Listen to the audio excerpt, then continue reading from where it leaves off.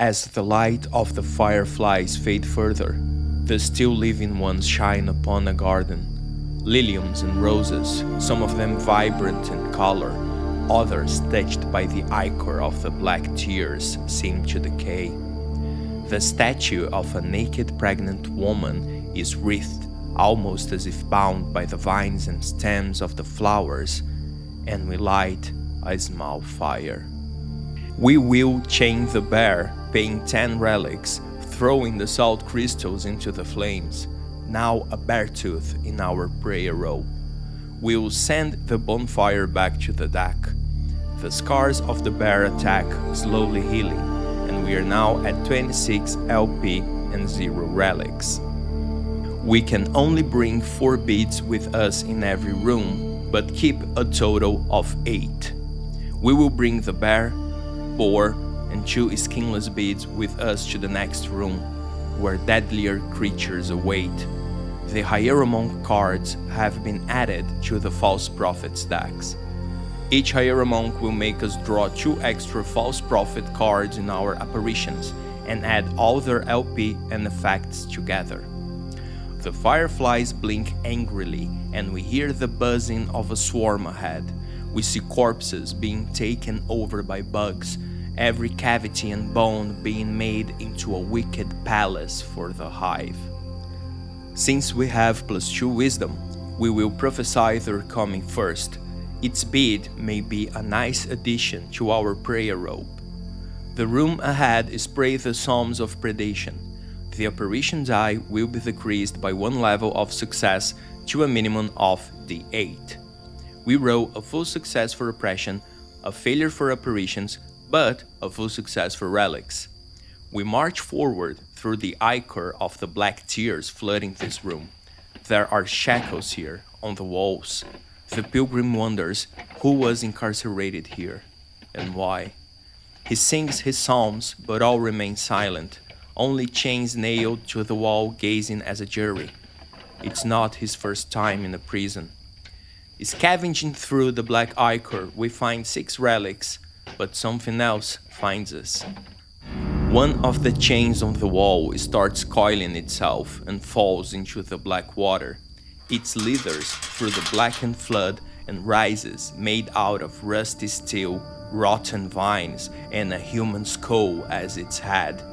A hive-deep serpent, 25 LP, dealing +1 damage.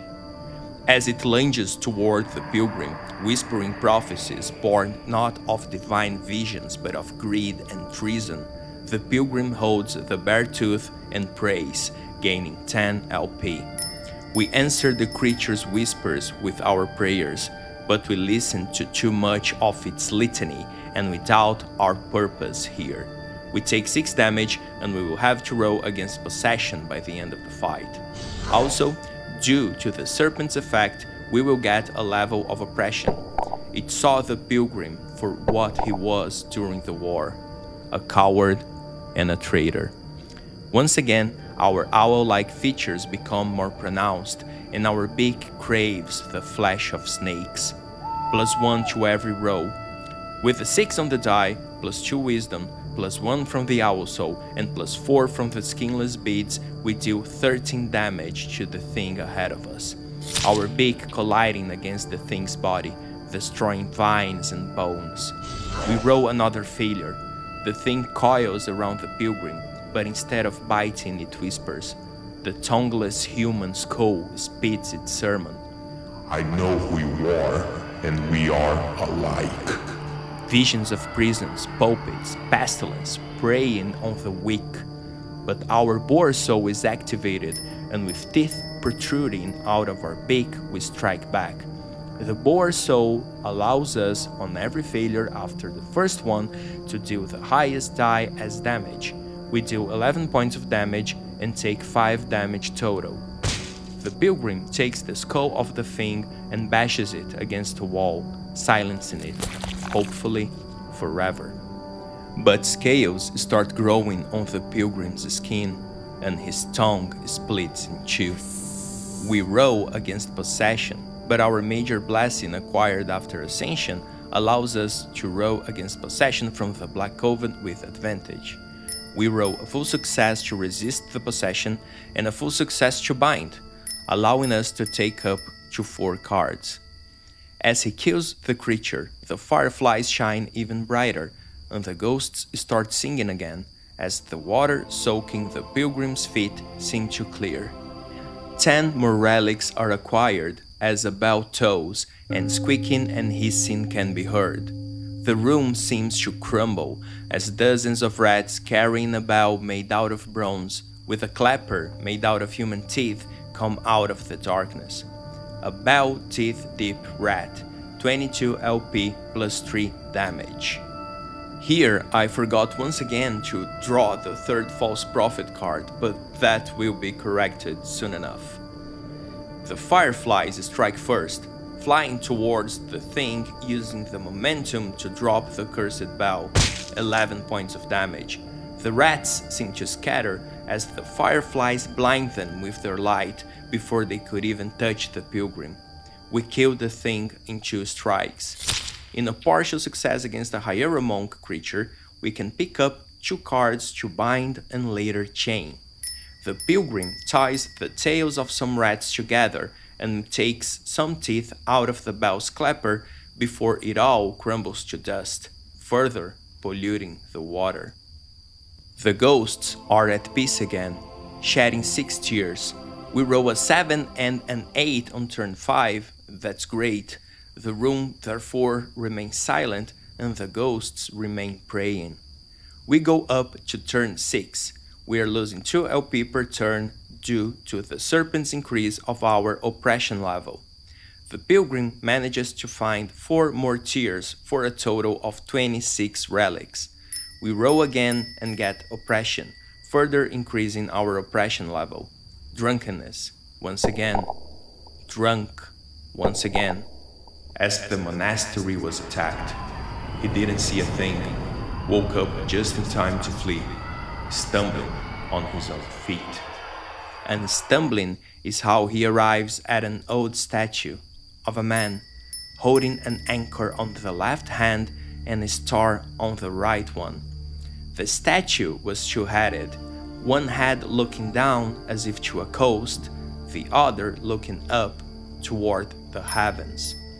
We pray to it and manage to bind the Hive card.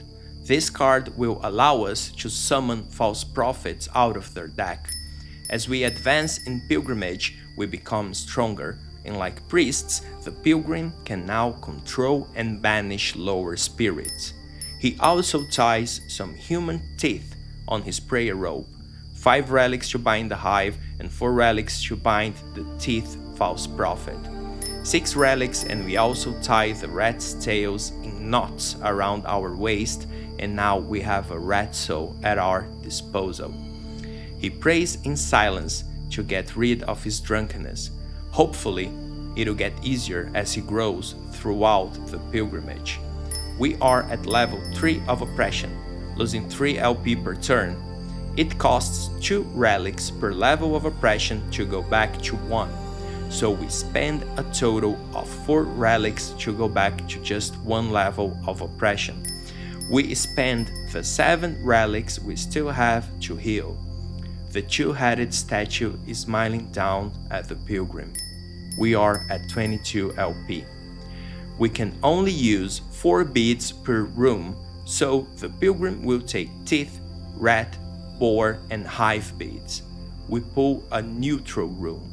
Firelight under fireflies and fog. No effects will be applied to any roll. We roll a partial success for oppression, so we will be rolling a d10. A full success for apparitions and relics, so we will be rolling a d12 for both of them. The smell of rotten food strikes the pilgrim. Leftover chicken and beef spoiling the water. This must have been the common room. It smells like corpses, but the ghosts, now more trustworthy, shed more tears for us. 10 total relics. The pilgrim fishes around just pulling up rancid meat and the occasional human and animal bone. Still, he finds 2 more tears. The ghosts sing louder than ever before, and we get 13 salt crystals, but something laughs from the deepest part of the room. I forgot to shuffle the decks in the previous shrine, so I'll be doing it now. Food, food, food, it yells, as if the shadows itself took the shape of a raven with a hangman's rope around its neck. A hanged raven, 15 LP plus 2 damage. On failure, it would steal relics out of the Pilgrim equal to the sum of both dice. The Pilgrim strikes with the fireflies, managing to deal 8 points of damage, but the rope around the thing's neck seems to have a life of its own and tries to strangle him, and the Pilgrim takes 4 points of damage. He uses the ribcage bone as an improvised knife to try to cut it, almost passing out, taking 3 more points of damage, while the fireflies poke the eyes out of the thing that dies, still screaming for food. How hungry were they, Pilgrim? And you left them there to die. The Pilgrim decides not to bind any of these beads or souls. In this room, we have to search for relics for at least 6 turns, so the Pilgrim keeps searching, praying all the while, remembering who he was and what sins he must atone for. He finds 12 more tears, and as his body is bent down to collect the relics, an 8-legged creature, the shape of a spider with a snail-like shell, the size of a dog, comes down from the ceiling to strike. A deep spider, 14 LP plus 1 damage. Our Pilgrim is a spider tamer, so if we bind the beast, we will pay only half of its total value to chain it. The predator-like instincts of the owl soul tingles, and before the deep spider could strike, the Pilgrim turns around and hits it along with the fireflies. 9 damage. The attack makes the spider fall down on the Pilgrim, who takes 2 points of damage as the rib bone pierces the thing, dealing a final blow. On a full success, he decides to take only the soul of the spider, a chelicerae dripping poison. The ghosts sing again, giving us 4 more tears. We are now at 41 relics, but their song reminds us of the monastery burning, the tower in front of the sea, and we grieve. The Pilgrim went from prisoner to jailer, and he enjoyed it, but he fled and left the prisoners behind. He didn't want this. He didn't wish for their death. He realized this too late, as he vomited all the wine he had consumed before the burning tower. We are stricken by grief. We pull a card from the bottom of the beast stack.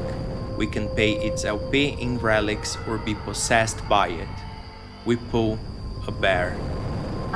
The choirs. Is this the wind that brought back the prize? Fur grows on the Pilgrim's back, but he throws away 10 relics to appease the ghosts and resists it. We are now at 31 relics, as the fireflies shine ahead of us to another statue of another forgotten saint.